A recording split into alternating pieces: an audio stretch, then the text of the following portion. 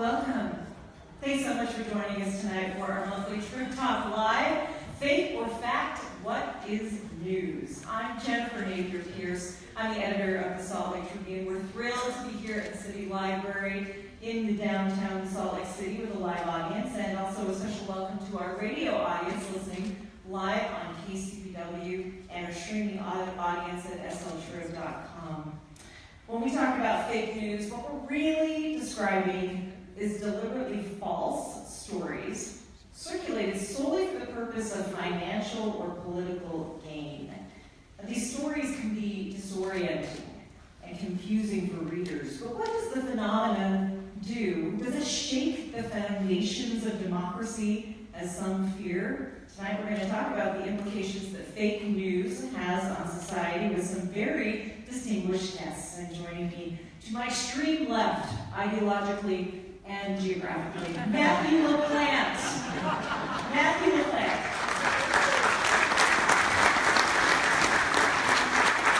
Master reporting has taken him from Iraq to Ethiopia to El Salvador and beyond. His work has been featured in the Washington Post, the Los Angeles Daily News, CNN, and Christianity Today. He is co-writer on 2 books about scientific discovery. He was, once upon a time, staff reporter for the Salt Lake Tribune from 2004 to 2011, and then he left us to join the faculty at Utah State University, where he now teaches news writing, crisis reporting, and feature writing. Matt, it's so great to have you. Thanks so much for being here. Also joining us, Galen Henderson is with us. She is an associate professor in the English and Literature Department at Utah Valley University, and she is co-editor of a scholarly collection of articles titled Propaganda and Rhetoric in Democracy. How out?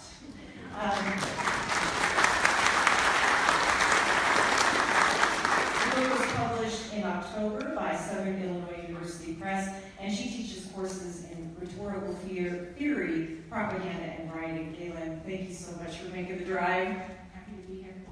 And finally, well, never last, never least, George Bile. Editorial writer, extraordinaire, columnist, blogger for the Salt Lake Tribune since 2002. Before that, he worked as a reporter, editor, and editorial writer for what was, until recently, a family-owned group of newspapers in Kansas. And he was also the co-host of a daily Crossfire-style radio program. He has a degree in journalism from Wichita State University, and he was a finalist for the Pulitzer Prize for editorial writing in 1998. George, thank you so much.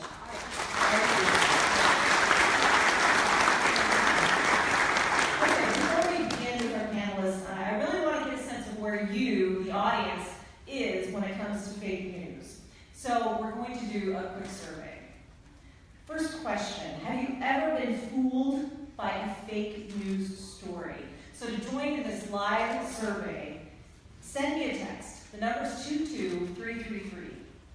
That's 22333. And then in the message, put my initials, J.N. Pierce, J.N.P.E.A.R.C.E. And then that's in the message field. And then the letter A, if you want to answer yes, or the letter B, if you want to answer no. Oh, somebody got it. Excellent.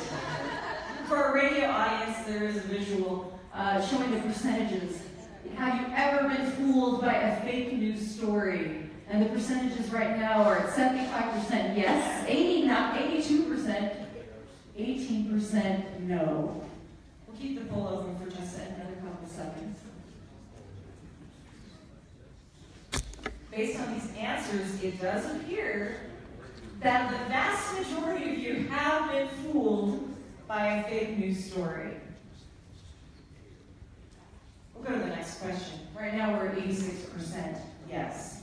The next question, have you ever shared a story, either intentionally or unintentionally, that proved not to be true? So have you shared a fake news story?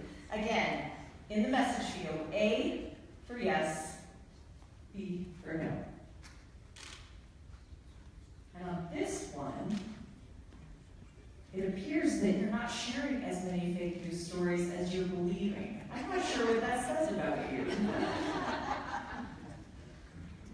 Another couple seconds.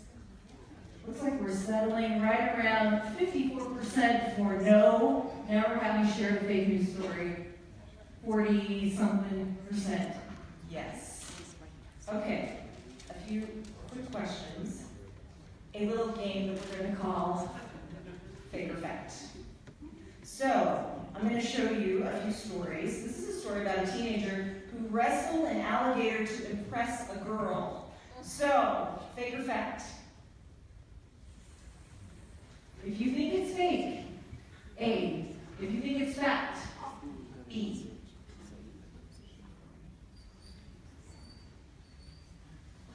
Oh gosh. The numbers are fascinating. There's a lot of insecurity out there.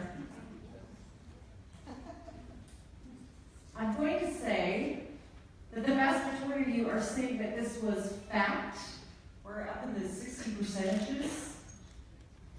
Ding, ding, ding. Yes, you are right. It was fact. Widely reported in the Washington Post, Sky News, multiple newspapers in Australia where this happened. Okay. Here's another one. The Irish slave trade, the slaves that time forgot. Fake or fact?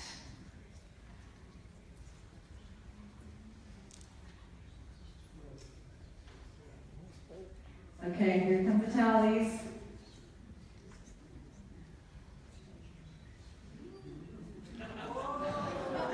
This one seems to be a little bit harder for our audience members. Registering slightly toward the fake.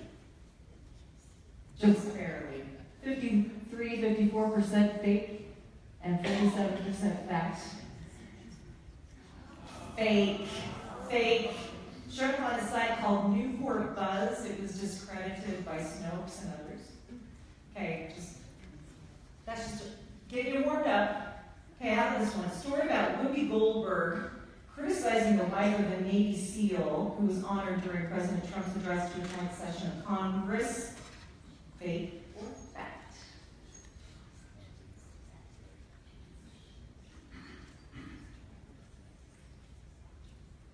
Okay, numbers sliding up and down. You guys cannot decide. What does that say about Whoopi Goldberg, right? Fake or fact?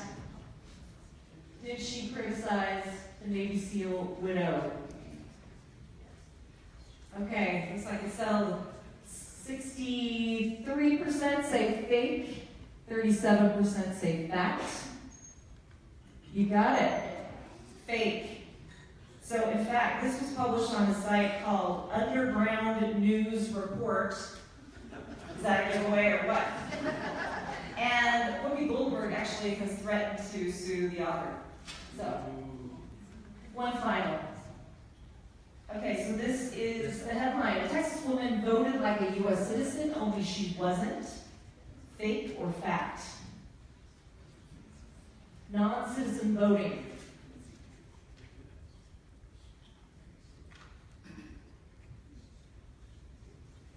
It's so funny to see these numbers change. I'm thinking that most of you are settling, though, that this is factual. Am I correct? About 64% of you think it's fact, and you are correct. This was actually published in the New York Times. So I guess my first question to our panelists will be the first question that I ask the audience. Have you ever been fooled by a fake news story? Matt? Fooled and shared or fooled? Take your pick. So, just the other day, I was scrolling through Facebook, and I see this video announcing Harry Potter Go, which is a combination of Harry Potter and Pokemon Go, and I immediately go, oh my god, Heidi needs to know about this. My wife has here. My wife loves Harry Potter, I love Pokemon Go, playing with our daughter. And I'm just about ready to share it with her, and I go, you know what, I have been telling my students and writing op-eds for a while about want to be true be the things that you share. But the video was so compelling. I mean, it looked real. They had a little video of the video game. They had a release date. It was kind of like this, like, boom, boom, boom, kind of like movie trailers, like, in a world. But I thought, okay, well, I'll check. And sure enough, there's no such thing, much to my disappointment, as Harry Potter Go. It was an elaborate hoax. But the reason I didn't share. So I got fooled, I did not share. The reason I got fooled is because I wanted it to be true. But the reason why none of you who are my Facebook friends got fooled, at least not of my responsibility, is because I checked. Okay. Galen. I can't really remember whether or not I was told. I mean, some of those headlines tonight, I wasn't sure, right? But I think we're all vulnerable, and I think it's because the methodologies are getting so sophisticated. Video, photographs, so we really have to work on being very critical, I think, and through things. But there's more evidence if you could see more than the headline. The headline it's really hard to tell just from that. That's the one thing that I discovered. I mean, clickbait, you think that you can distinguish based on a headline, but you really can't. I mean, the New York Times headline was just as clickbaity as anything out there. George, have you been fooled? I don't think so. After being in this business all these years, I think I'm more likely to disbelieve something that turns out to be true. And I want to click through and check. And some of these examples you had, I recognize the typeface and the style of the New York Times and the Washington Post, so I figured those were probably true. The one about Whoopi Goldberg I might have bought because it's the people who are on these TV shows where they have to just talk and say the first thing that comes into their head and just to fill time. She might well have said something like that just because they work each other up into a frenzy and they start arguing. And they're not really in the news business, they're in the entertainment business, so they might say all kinds of outrageous things. And they might walk them back later, or they might sue somebody. I know when I was much younger, I was very much interested in things like space aliens built pyramids, and Area 51, and I thought that was really cool. And I don't know that I ever really believed it, I just thought, well, that's pretty cool. I wonder if that's true. So I'd read the books but they weren't in the newspapers. There were books, there were movies, and they were in supermarket tabloids. And so, but like I said, now I'm more likely to disbelieve when they said the guy took the machine gun into the pizza place because he had read on fake news that it was a child prostitution ring. Not only did I not believe it was a child prostitution ring, I didn't believe anybody would take a machine gun into a pizza place because of something they read on fake news. Turned out, yeah. Right. Well, I guess to Matt's point, part of the appeal is if you want to believe it, it's just more enticing. Is fake news new, Galen? I don't think so. I think it's a new instance of something that's been around for a long time. We used to call it corporate press release at times. Or propaganda itself. I think that larger term. And I think that what we have now is something designed for social media. So it's a new iteration of something that I think has been around for quite a while. Well, maybe since you're the resident expert on propaganda, what's the distinction between fake news and propaganda? Well, I've spent some time thinking about that. And one of the definitions that I think of propaganda that is best actually comes from the University of Utah professor, Thomas Huggin, and he has done research and pulled all of the definitions of propaganda that are out there, and he's come up with a 5-part definition. So I'm going to see if I can remember all of it, but see if you think it fits fake news, because for me it does. False or misleading information, number 1. Number 2, directed to a mass audience. 3, for the profit or benefit of the producer, either power or money. And number 4, disseminated on purpose, deliberately, sometimes systematically.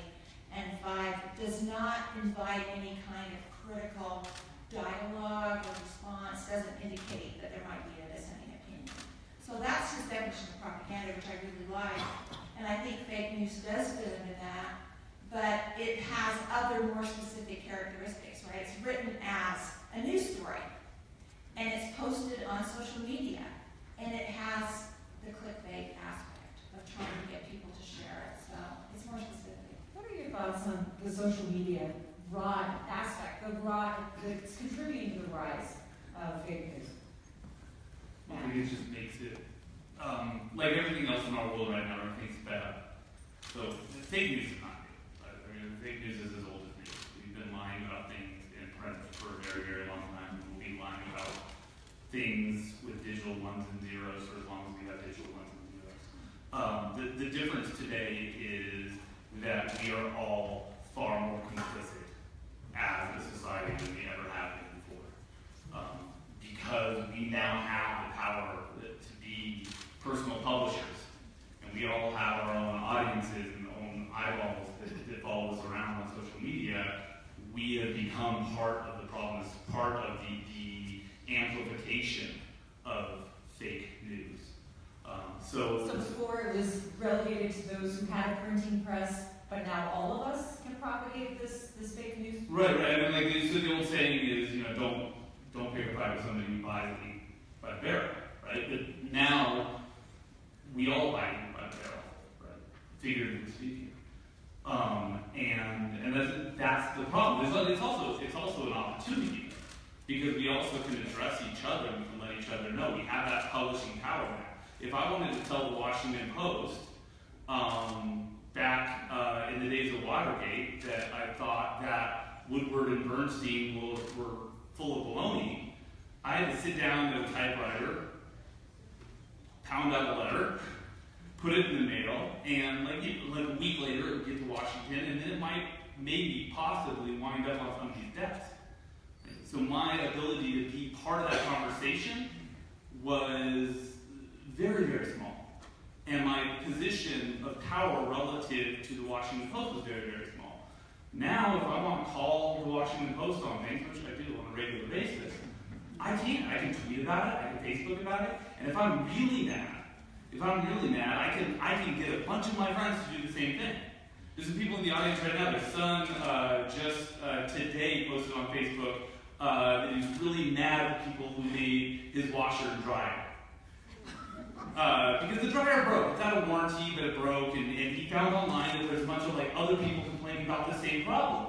And within the course of a few hours, he's developed a constituency, and they're all tweeting and Facebooking at this group. Right? That's an act of journalism, and it's an act where social media can be used to speak truth to power.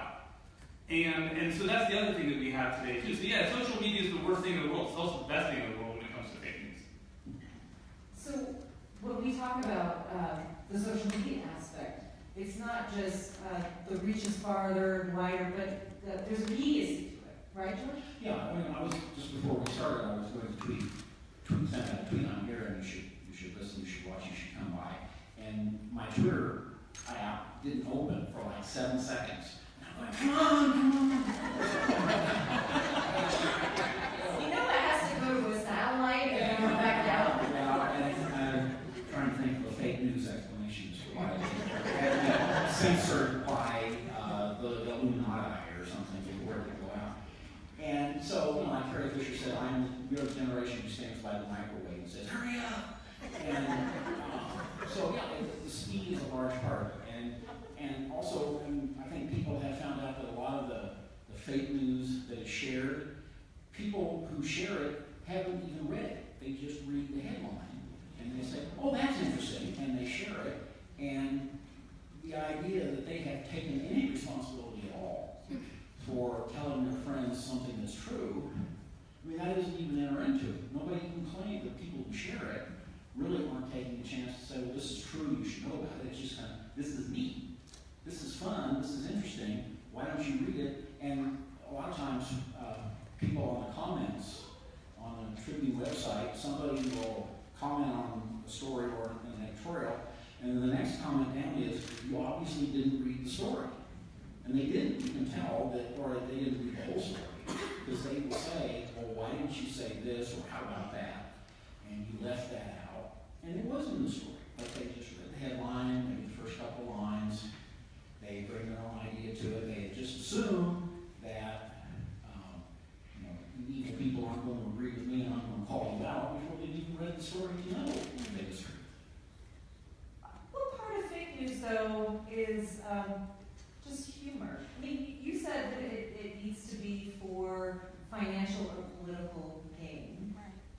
But we have all of this political satire that's out there. They're peddling fake news, right? But it's for a different purpose, so can it be called fake news? I don't think so. I mean, it's satire, and so it's fake news written for the satiric effect. So it's a little bit different, and I love satire, and I think a lot of people do. It's fun. It's almost cathartic, right? We're upset about something, we turn on the Late Show, we see Stephen Colbert, and he pulled out his persona of, from the Colbert Report on Monday night to talk about defend the Trump budget. And he said, okay, Meals on Wheels, the reason we have to cut Meals on Wheels is because it's not meeting its objective. He said, we started in the 70s to feed all these old people and now they're dead. so we enjoy it, it makes us laugh. Now, I've seen research on the Colbert Report that show that some people took it literally. So I guess that is the danger, right, of satire. And I think there could be one other danger, and that is we're satisfied. We have that cathartic effect, and then we don't go out and do anything politically. We just enjoy the satire. Well, that's been happening with The Onion for years. I mean, some of those stories are just so outrageous, and people will mistake them for truth. And so, I don't know. Now, what's the difference now? I mean, again, it's infinitely more shareable. P.T. Barnum said there's a sucker born every minute. Actually, I can fact check that. Can somebody fact check that? P.T. Barnum allegedly said there's a sucker born every minute. There's a lot more than that. I've tried so many times to put a quote in an editorial from somebody famous, and then I look and you find out, yeah. They didn't say it. Oh, man. So that's part of the problem. We just have more suckers with more publishing power than ever. But I take a little bit of umbrage to the idea that fake news, by definition, has to be done for political or financial gain. That takes the responsibility off of all of us, right? I didn't do it for financial gain. I just got fooled, so no big deal. No, it is a big deal. It is a really big deal. A lot of people in this room have more Twitter followers and Facebook friends than the first newspaper that I work for had subscribers. It is a big deal. No matter if you're benefiting from it financially or politically or not. When you share lies, you're a liar.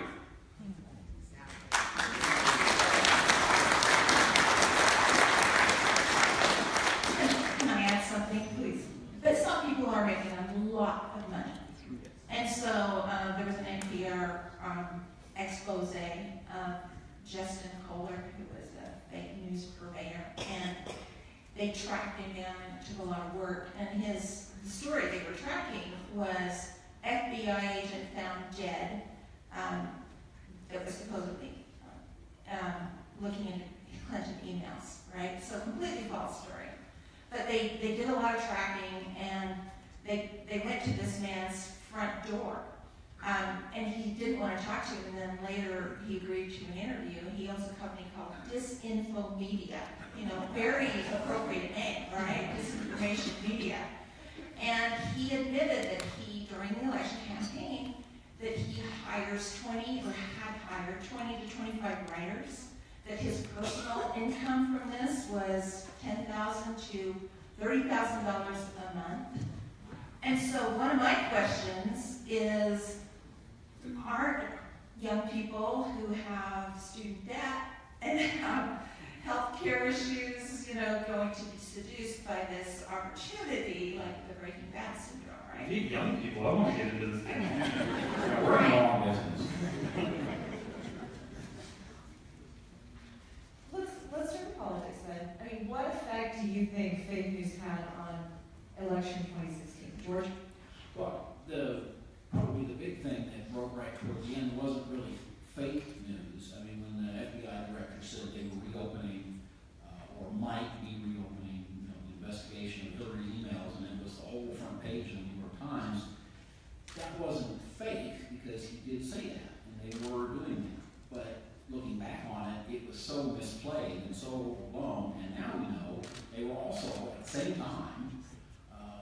looking into Donald Trump's or his people's alleged connections to the Russian government, the Russian intelligence agencies, the Russian oligarchs, and he didn't tell us that.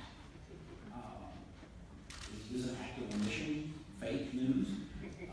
So a lot of it is not lies. A lot of it is just overblown display, being in a big hurry to catch up and have the news before anybody else.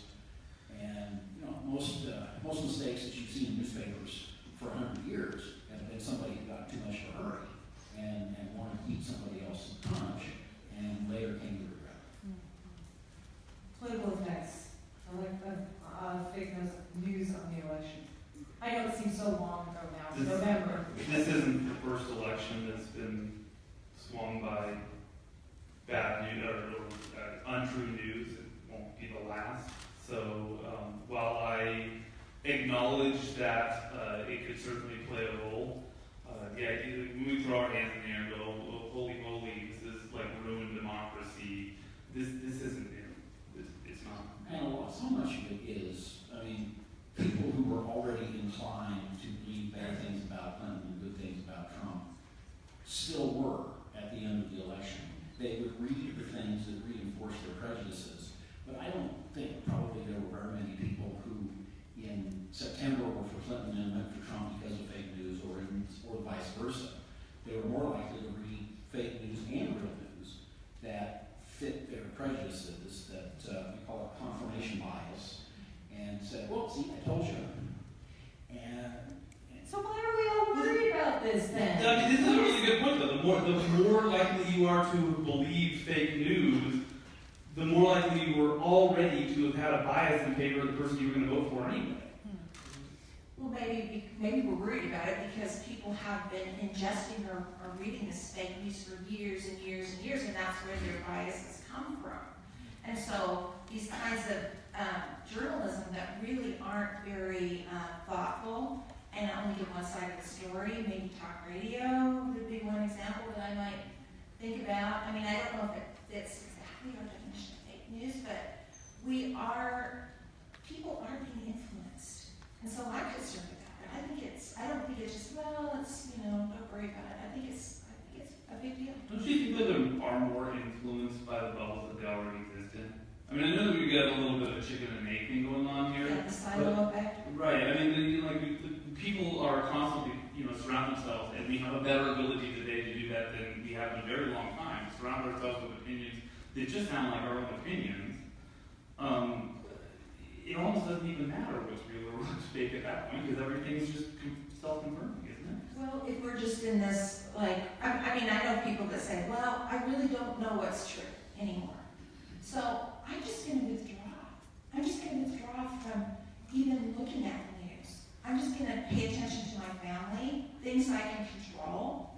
I don't even want to get involved because I don't know what's true. And so I see that as a problem.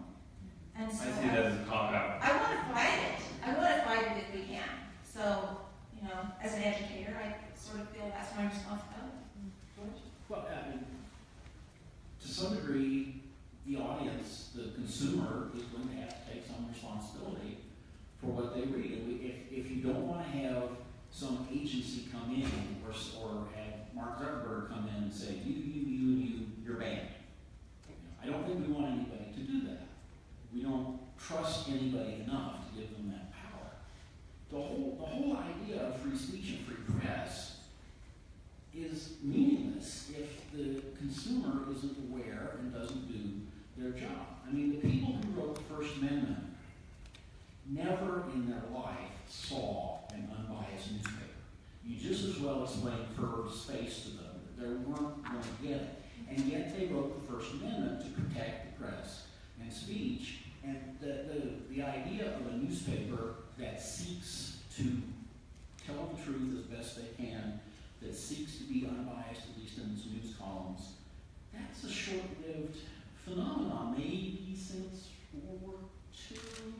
I mean, before that, towns of any size had 2-3 competing newspapers, and they would take different lines. You had a Republican newspaper and a Democratic newspaper, and people knew that, and they would often read a newspaper that fit their prejudices, just like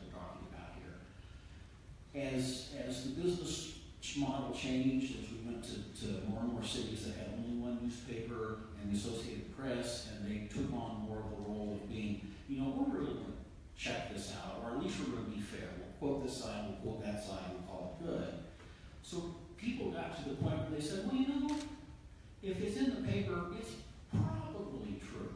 Probably. Yeah. And then, but they carried this over now into reading the internet, and there's almost this kind of, well, it must be true, or I wouldn't be seeing it. So somebody vets this stuff, or I wouldn't be seeing it. No, nobody vets this stuff except you. That's what businesses like the Tribune have to sell, is that we vet this stuff, and now we're more and more likely to be a little bit more aggressive about vetting it, instead of just saying, well, the president says this, the Democrat says that, we give you both of them, we're done, we've done our job. Now we're a lot more likely to say, the president said this, it wasn't true. Because there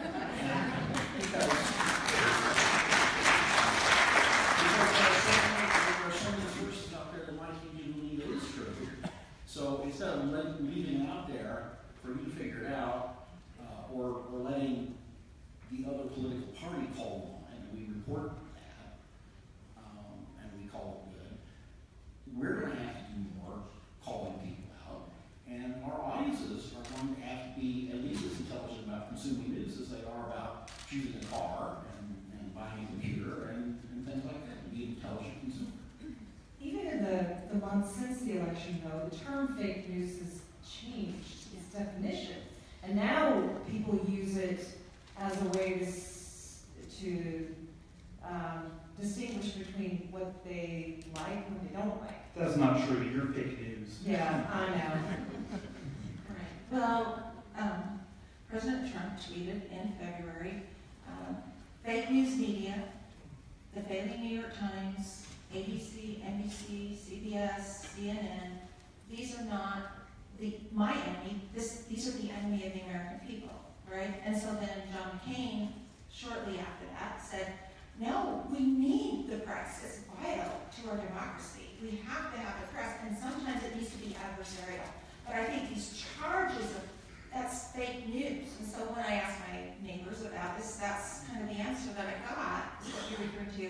I think it's biased. What they perceive as biased news, they're now calling fake news. And I think the president has started that trend. No, the president has not started that trend. That trend is so much older. He's reinforcing among a certain demographic, yeah, but you know what? The polar opposite political demographic has been making that argument for 25 years. I could not, as a young reporter in Oregon, I could not put a single word in our newspaper without having somebody on the polar political left tell me that I was fake news. This is not new to Trump. It's not unique. Use that term. And Use that term. Well, it doesn't matter. They use the term. They said that the news media is illegitimate.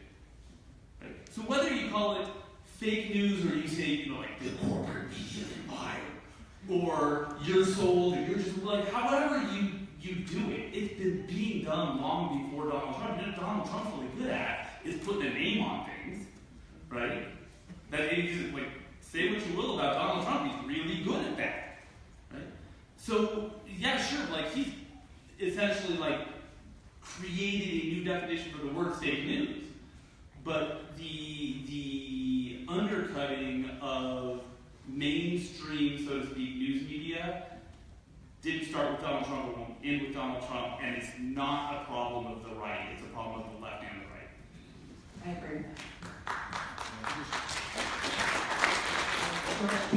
People have always looked at the newspaper, and if there's an article on the front page that fits their prejudices, it'll be, well, it's in the newspaper, it must be true. And then they'll turn to page 3, and in the same newspaper, there's an article that doesn't fit their prejudices, and they'll say, oh, damn newspaper, never gets anything right. I mean, my first job as a reporter at a real small newspaper included, among many other things, putting down when the sunrise and the sunset were going to be the next day. I had this laminated piece of paper that told you the sunrise and sunset for every day of the year, and it was from Wichita, so you had to add like 12 minutes, and then you had to change it for daylight savings time.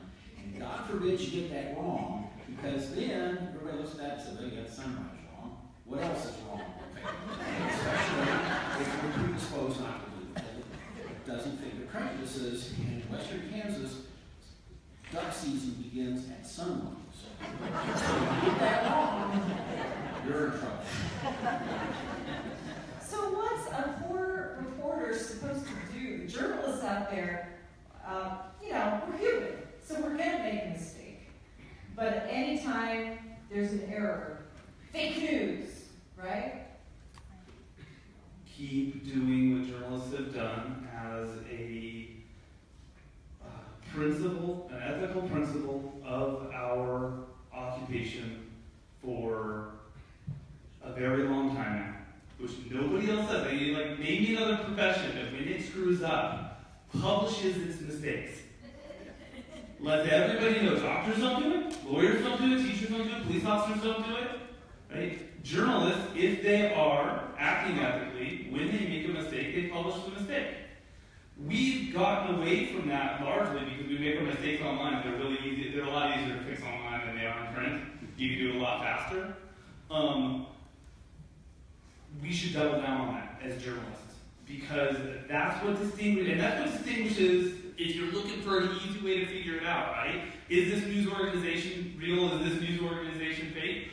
One of the starting places, not the start and finishing place, but one of the starting places is, does this organization acknowledge, correct, and own its mistakes?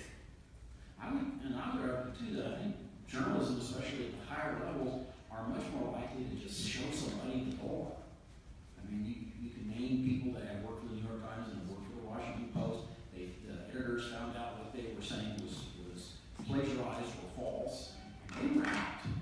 No appeals, no lawsuits, no anything. They were gone. And nobody else will hire them. They're poison. I mean, maybe in the sciences you'll find it, but I don't think you'll find that in too many other professions. And in the short term, it looks bad because we're publicizing the fact that we screwed up. But over time, I think it really can. It is fair to say that we do a better job than almost any other profession of policing ourselves, because we don't want to be poisoned by some of this, and we want to be the first one to say it's wrong. We don't want to wait for somebody else to say you got it wrong. We want to say it first. I would argue that there's a heightened responsibility on consumers. How do you teach media literacy? Do we talk about it enough, Galen? I would love to see a class on media literacy starting in elementary school and going all the way through the school system. I think is really important. And you could call it citizenship, how to be a citizen rather than just a consumer in society. But I think it would be very valuable. I teach first-year writing. UVU is an open enrollment school, and we try to emphasize critical thinking. But some people in the field have said, really, we should have writing classes be an analysis of national public rhetoric. It's at the point where that needs to happen, and not everybody agrees. But I think you could make a case for it, and you could say being able to distinguish validity from non-validity is really an important skill for writing itself. What's that discussion at Utah State in your classes? I don't know that there is a discussion. I mean, I think everybody agrees. I don't know a colleague in higher education that doesn't think that we need more critical thinking classes, more critical thinking skills. I said for a very long time that we need to add a fourth R to reading, writing, arithmetic, and reporting, and that should start in kindergarten. We're all going to be part of the process. It is an essential part of our citizenship. It's an essential part of our humanity now. We have these entire lives that are lived online, and we don't teach children how to live them. At some point, my daughter's in the 4th grade. She came home the other day, and they started talking to me about internet safety at school. And I thought, well, that's really good, but when are we going to start talking to children in elementary school about internet accuracy, about vetting material, about all these other things? We're so freaked out that somebody's going to prey on them. I guess that's good that we're freaked out in that way, I suppose, but we're preying on ourselves too by not integrating these skills into the curriculum at a very, very young age. We can't wait until college. You can't wait until high school. My daughter's got a cell phone. I mean, she's on. She's living her life online, just like we all are. The education needs to come now. Sorry, kid. I remember teaching a class, and a beginner reporting class, everybody was like, oh, my best source is Wikipedia. It has gotten better, it's gotten safety embedded now, but wow, these are college students. Yeah, well, even Wikipedia, I mean, the good thing about Wikipedia is it tells you where it got its information. Yeah. And if you will click through, if you will look at those, and then you can see, okay, this came from the New York Times, and maybe it's been corrected since it was on there originally. This came from God knows where, and you look at these things, and you have to, vet this stuff. And again, it depends. If you're looking for, a movie review, maybe you don't have to worry too much about, the accuracy of it. If you're looking for the information you're going to use to vote, then, you can certainly hope that you would not just say, oh, it says right here, this, so I'm going to make my decision based on this. I mean, people who wouldn't buy toothpaste with that little information were voting. Anything to add, Gil? Well, for centuries, one of the most stressed subjects through education was the study of rhetoric. And now people think rhetoric, that sounds like bullshit. And that's what my degree is in, rhetoric and composition. And they say, you've got a degree in that. But Aristotle said rhetoric was a power to see all the available means of persuasion. And if we have that power, then we're not going to be fooled. If we can see and recognize all those means of persuasion. So I think training in rhetoric would be very valuable and something we should go back into the curriculum, whether we call it rhetoric or we call it media literacy. I don't care what the name is, but that kind of education would be a really good thing. In high school, and girl next to me was reading a book by Angela Davis, and she looked up and said to the teacher, "What's rhetoric?" And the teacher gave the classical definition of rhetoric, a dialogue, back and forth. She looked back at the book and she said, "I don't think that's what Angela Davis means by rhetoric. What she meant was, the powers that be talking down to you and telling you lies and getting you to know your place. That's what she meant by the word rhetoric." So rhetoric, the word, like fake news and argument, argument used to be, more of a civilized give and take, and now it's like throwing dishes. I'd like to ask questions from our audience. If you'll wait for the microphone, though, because this is being broadcast on KCPW as well as slchurch.com. Matt Hanna, our senior managing editor, is going to be circulating. Run those stairs, man. Anyone have a question? I'm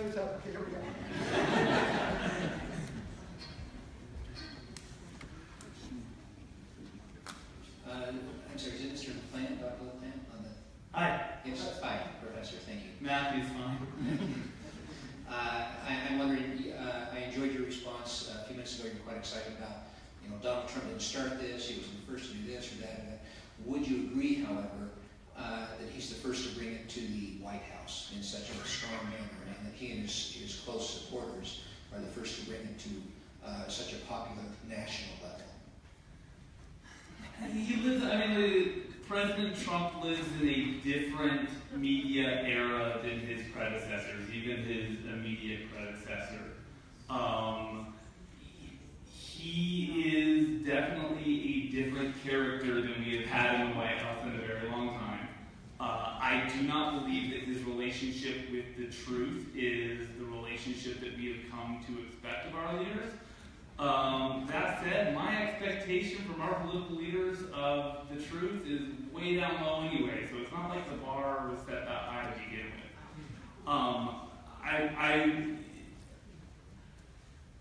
We live in a different era. We have a very different president. I'm not his biggest fan by any means, but I'm not going to stand here and tell you that the guy's the first liar to sit in the Oval Office. He's not. We've impeached presidents for that within most lifetimes of the people here. So no, I don't think there's something all that different. The difference is the guy knows how to tweet. And that is so fascinating. Social media has given this almost immediate window into this man's head. And gosh, sometimes it's not pretty. George? In history, you know, Roosevelt was the man who mastered radio, so he became the most popular. Kennedy was the guy who looked good on TV, and so he did well. Obama, you know, just kind of coming into the internet age, still he was more of a preacher of television, I think, than the internet. And now Trump has mastered this idea of this instant out there and challenging the rest of the world to try and catch up. And it's not like he sat down 20 years ago and said, I'm going to master this so I can be president. He just is doing it. Well, I think it's fascinating to think about his staff running around trying to react to all of his tweets. But I find that kind of amusing. All right. Hi. Thanks so much for having this wonderful presentation. In the last election, it seemed to me that one of the things that stood out is how divided our country is. And one thing that illustrated that to me was I heard Obama's farewell speech. I thought it was a fantastic speech. Covered everything, loved every bit of it. But then I switched it over to Fox News, and Sean Hannity came on, and he said, finally the long Obama nightmare is over. And then he went on to say that unemployment isn't down, it's up. That crime isn't down, it's up. And so the people that listen to Rush Limbaugh, Fox News, are coming from a total different fact base in their minds than people that read the New York Times or whatever.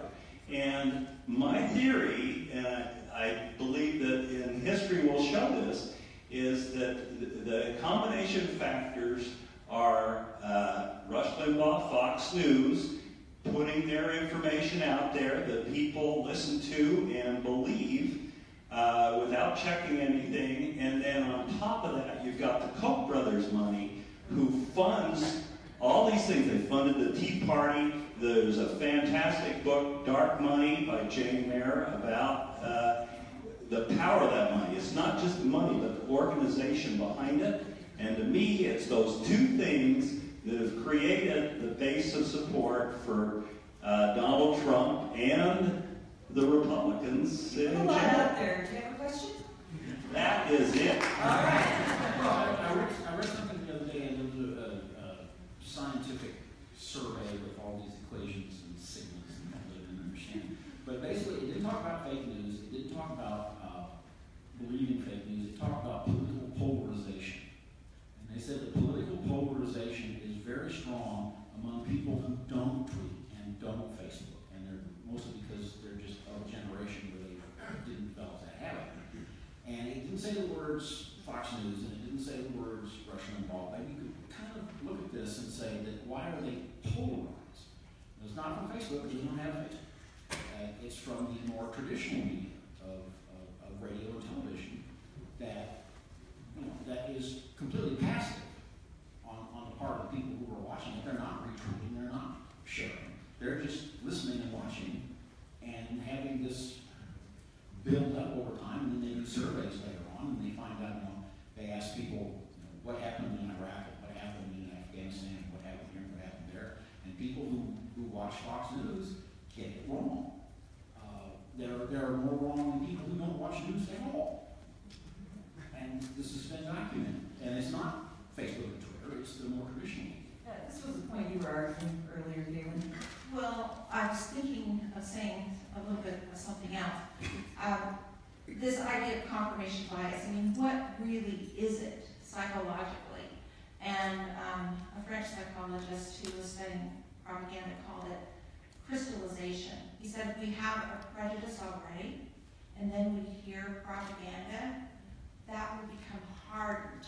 And I like that picture, you know, it's hardened within us, and we can't dislodge it, because the more we hear it, the more affirmation we get. We say, oh, okay, I was right all along. Maybe I was embarrassed about this prejudice, but other people are saying it, and they're saying it out loud, and so we just get these prejudices crystallized in our soul, more or less, and I think that helps me understand what confirmation bias is, at least. Anything to add, Em? I think we're more susceptible to believing the things that we want to hear when we feel like we're in a position of lessened power, when we feel like things are being taken away from us. So I would challenge everyone who thinks that the people who are watching Fox News right now, listening to Rush Limbaugh right now, are somehow stupider human beings, or more susceptible, or they're just older, they're just a product of their time, to consider where you're going to be in about 8 years if Donald Trump is still president. Because you will feel like you don't have the power has been taken away from you, and we're already seeing this. You're probably already seeing it in your social media circles, you're probably already seeing it in your friend circles. Liberals are becoming more susceptible to being fooled by fake news right now, because you feel like your power is being taken away from you. So this is not a liberal conservative problem. This is a human problem, and it's a problem that if we don't all face together as liberals, conservatives, and everything else, we're gonna die. Arguments for the discriminating consumer. Yes, sir? Quick question, would this be an example of the confirmation of biases? When Donald Trump said, they love me, I could go out on Fifth Avenue and shoot someone, and they'd still support me. Fake news. That was real. Yeah, he said that, but yeah, he was confident that he had made his case, that he had built his base, and that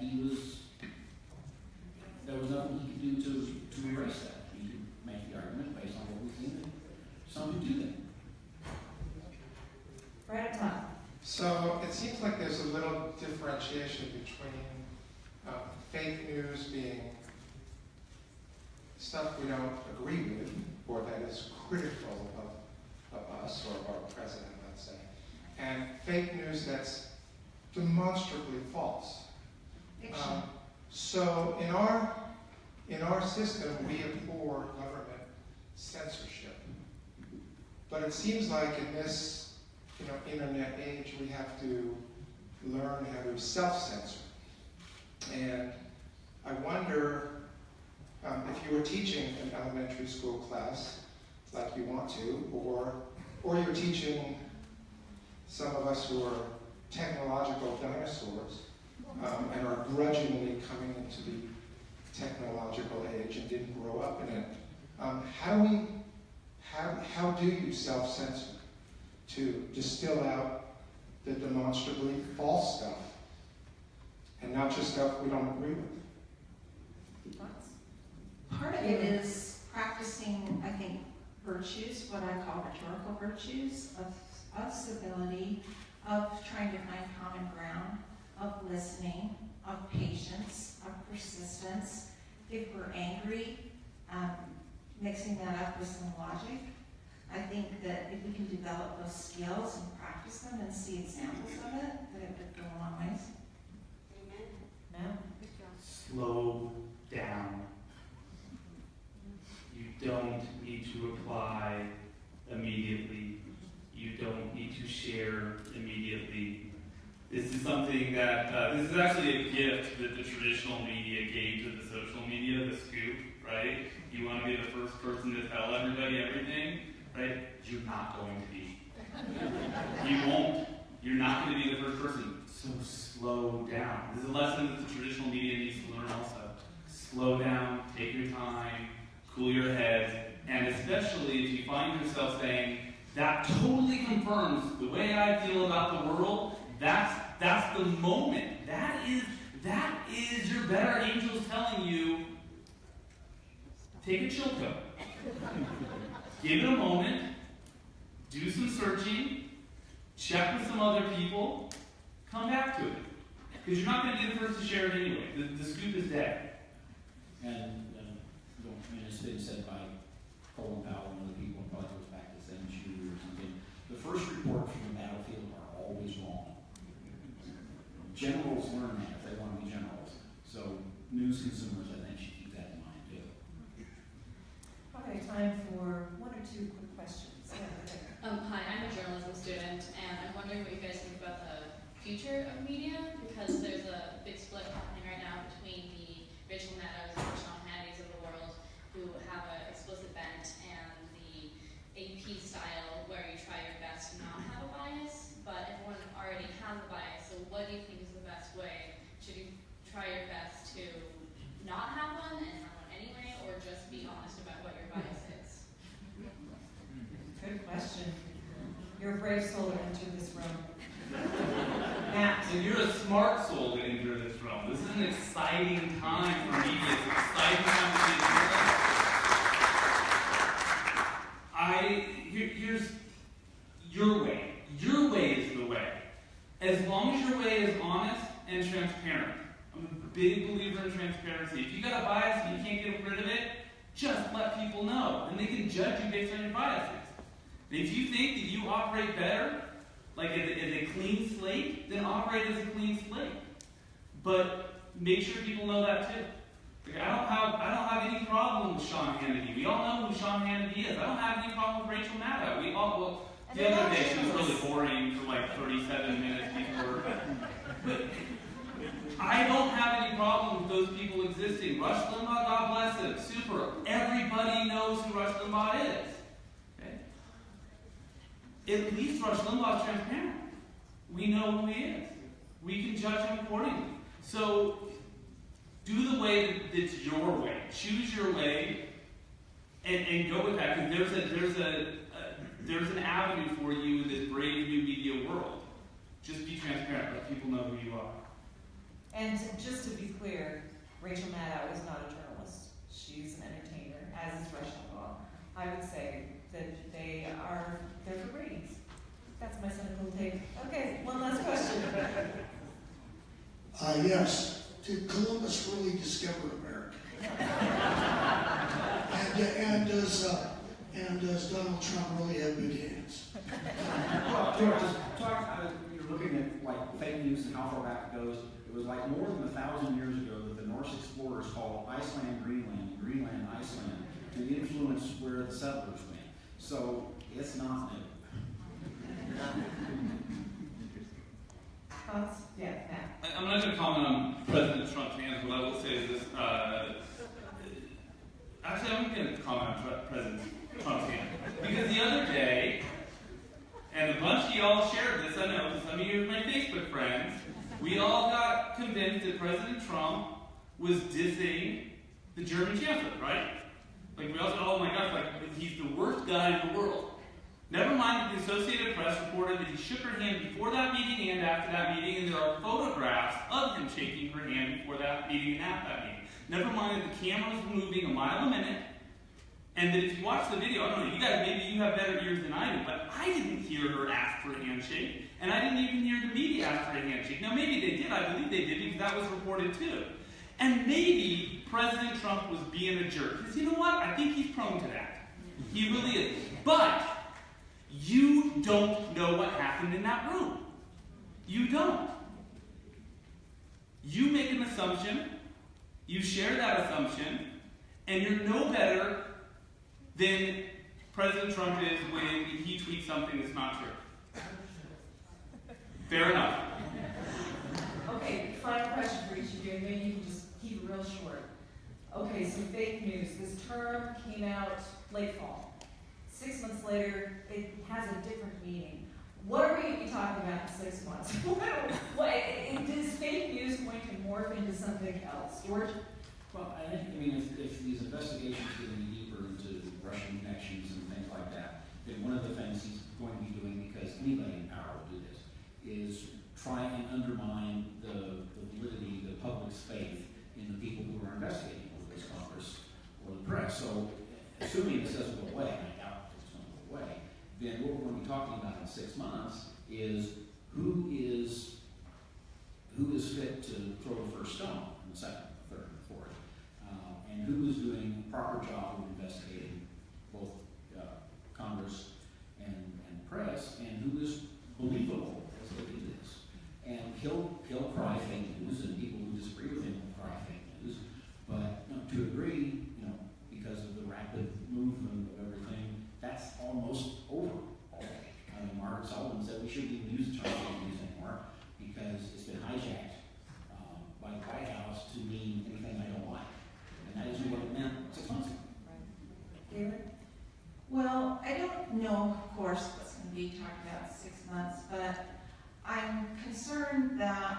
we are becoming increasingly a society where those who are poor, those who are disadvantaged in some way, don't really have a voice. And so I think the more power is concentrated, that we'll hear less and less from people that need to have a voice. And so I'm worried that we will ignore more people as we go forward.